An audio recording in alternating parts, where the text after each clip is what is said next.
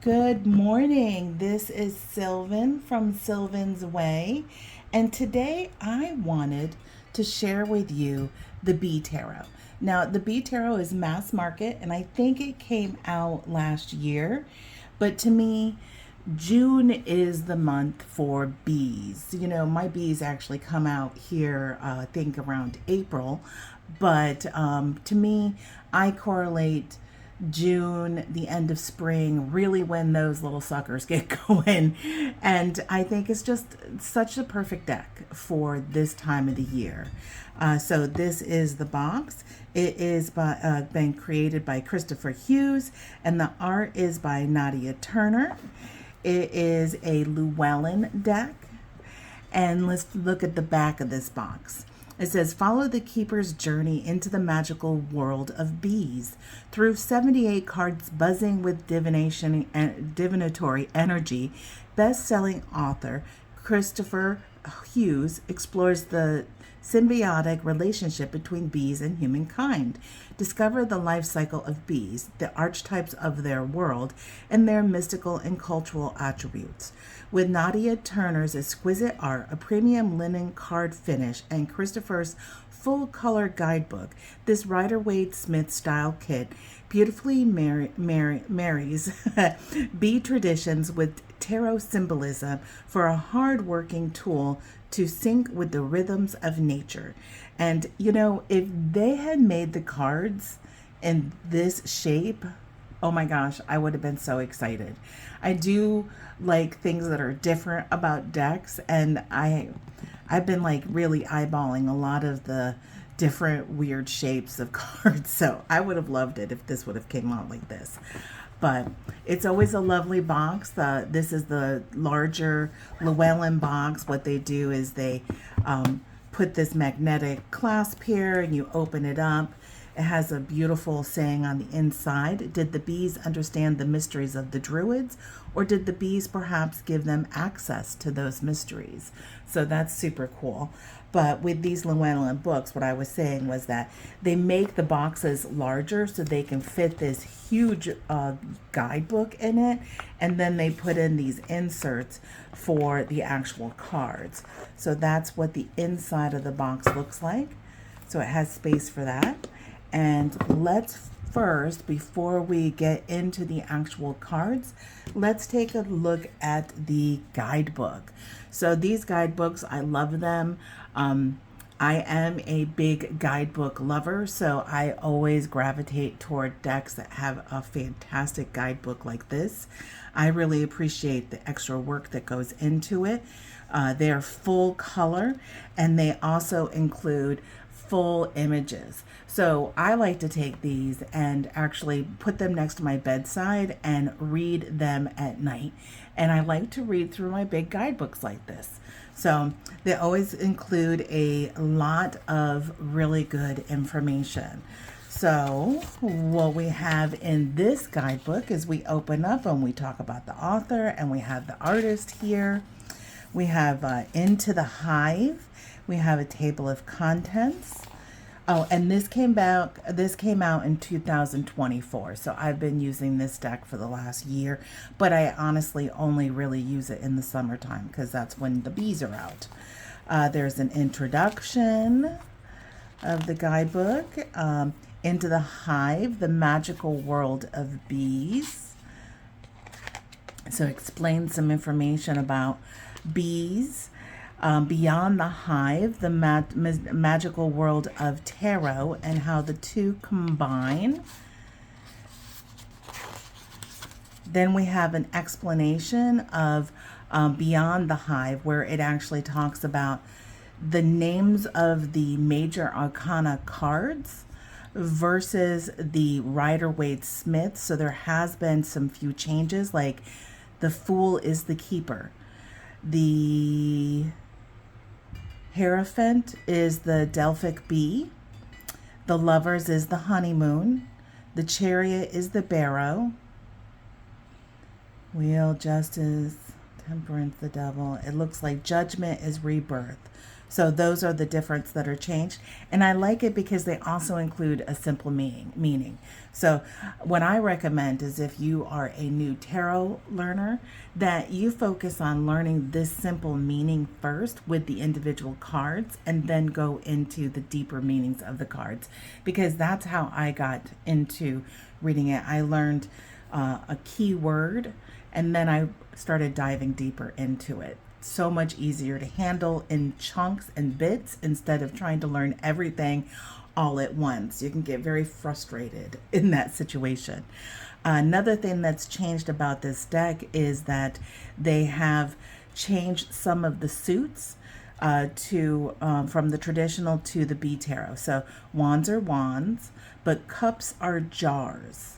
Swords are swords and pentacles are pentacles. So the only thing they changed was cups to jars, which makes sense because you usually hold your honey in a jar.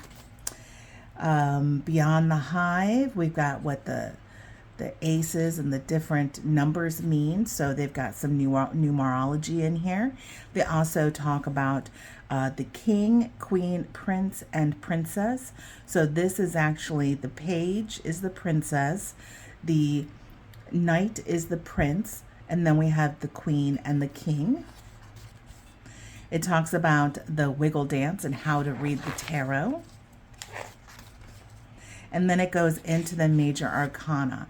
And like I said, each one of these cards has the title of the card. It's got the buzzwords, which are the key meanings.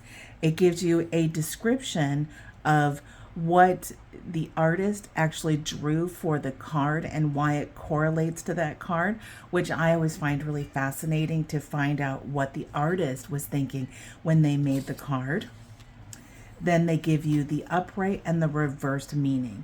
And they do this all the way through the book for every single card. So you have everything. So it's not chintzy at all on what they share for each card. And I like that. I love that about these Llewellyn decks that come with these big books. They do not you hold back. They give you everything. And let's see, do they have some spreads here in the back? They do. So of course, then they include some spreads. And I do like to do these spreads that are in the guidebooks as well, that are made specifically for the deck. So we have the 4B spread and the different insights to where it is. So you lay your card out in this pattern, and then this is what nourishes me, what humbles me, what motivates me, and how others perceive me. So the honeybee, the bumblebee, the wasp, and the hornet, which I love.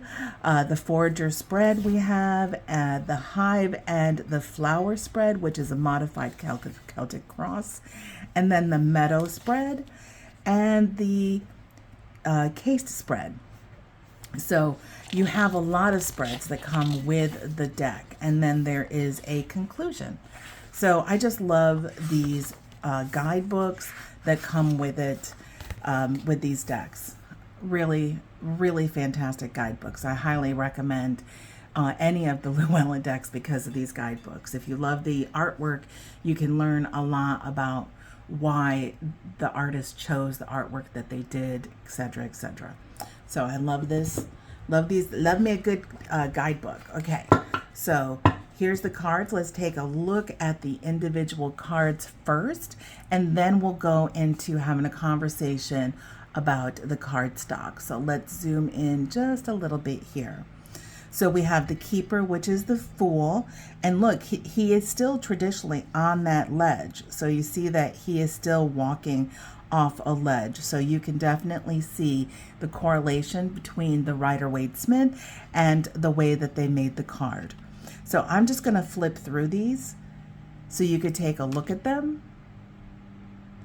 And I won't read each one of them. But I might give a little insight on what is on each card.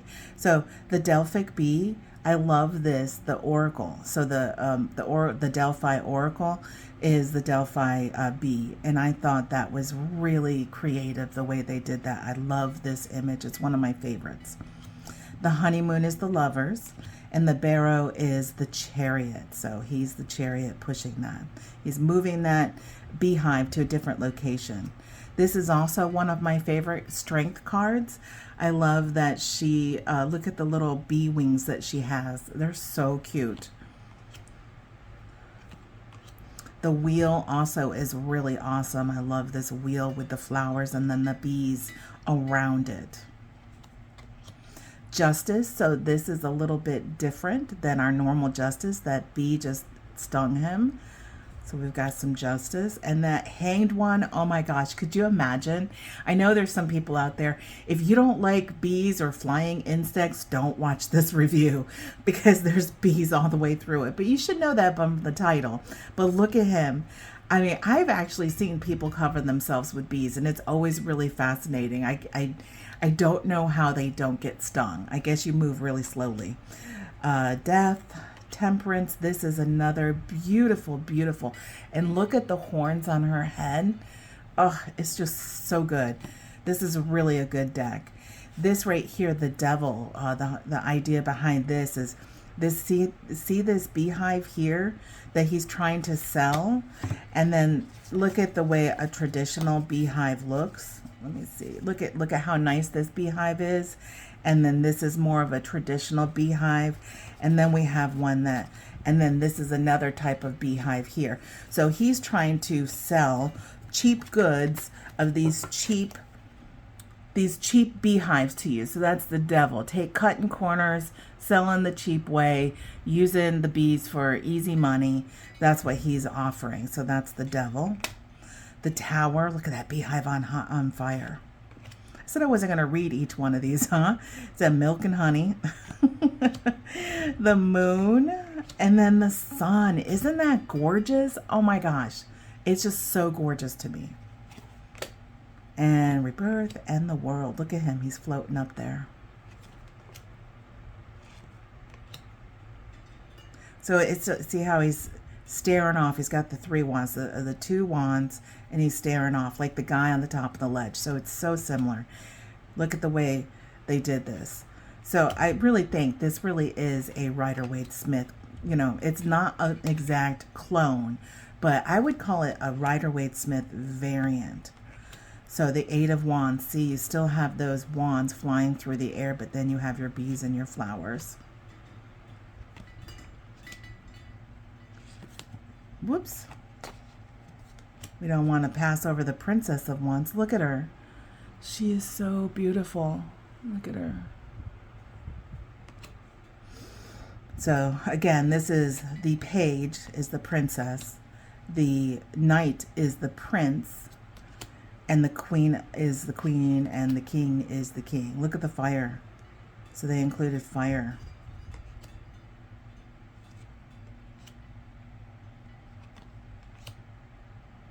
These jars are so pretty on here.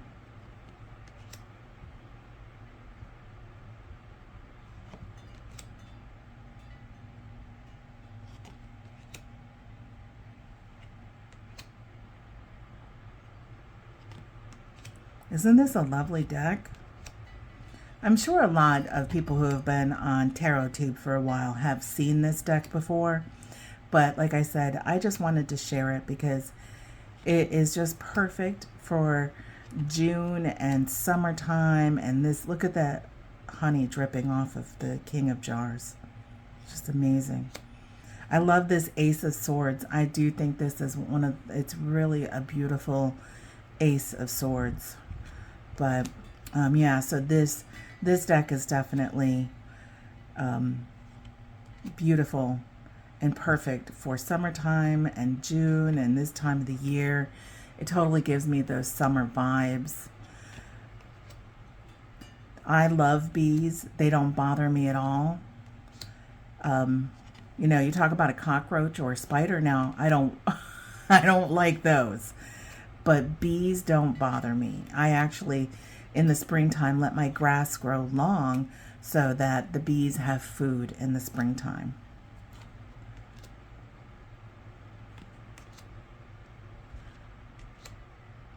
If my husband had his way, we wouldn't even mow the grass in the back at all.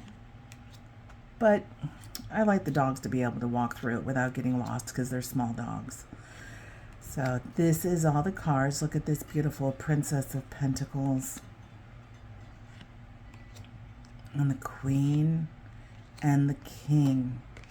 Aren't they just lovely? It's such a beautiful deck.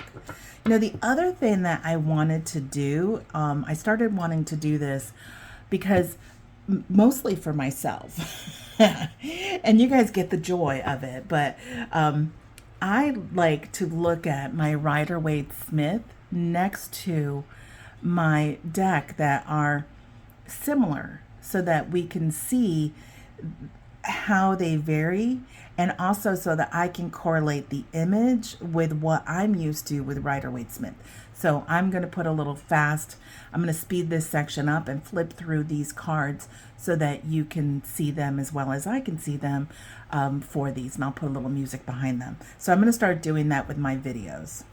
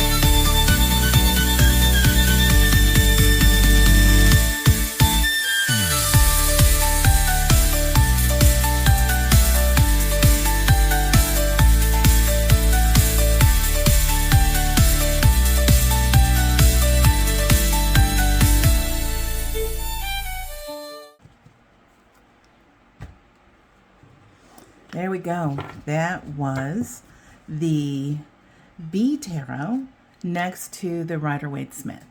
Okay, so let's talk about this cardstock. So this is, we saw the pictures, the images. It is very green yellow for the color scheme. So very summer, so very green, greenish yellow with some blues. It has no gilding on it, so there's no gilding. And then these are the backs, which allows them to be reversible, so they look the same no matter which direction. The cardstock is a linen finish, so this is the current type of Llewellyn kind of cardstock that comes. It is a good flexible cardstock. And I have I have shuffled these like crazy last year, and have had no problem. Look at, they're holding their shape. If anything, they're getting like this little bit of bowing this direction more than bowing like this direction, you know. So shuffling is definitely not a problem. And it riffle shuffles beautifully. So let's do some riffle shuffling.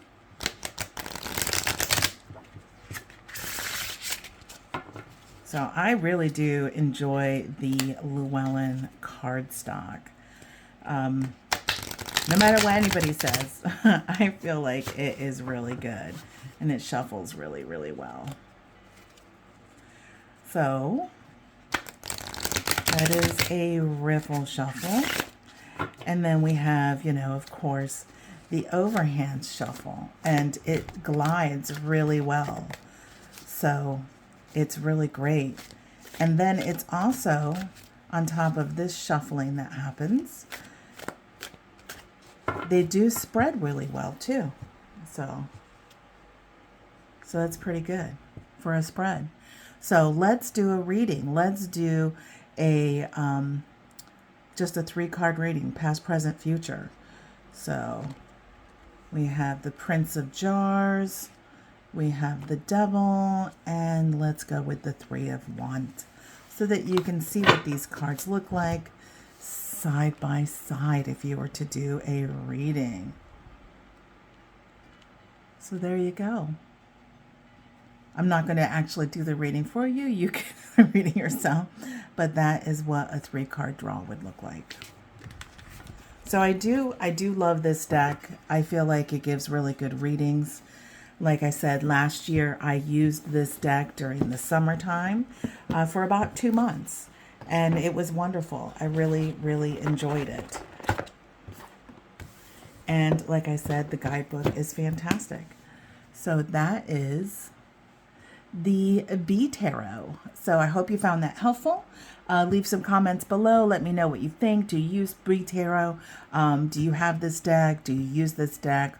How do you think the readings came out using this deck? Until next time, I appreciate everyone and thank you so much and see you later. Bye.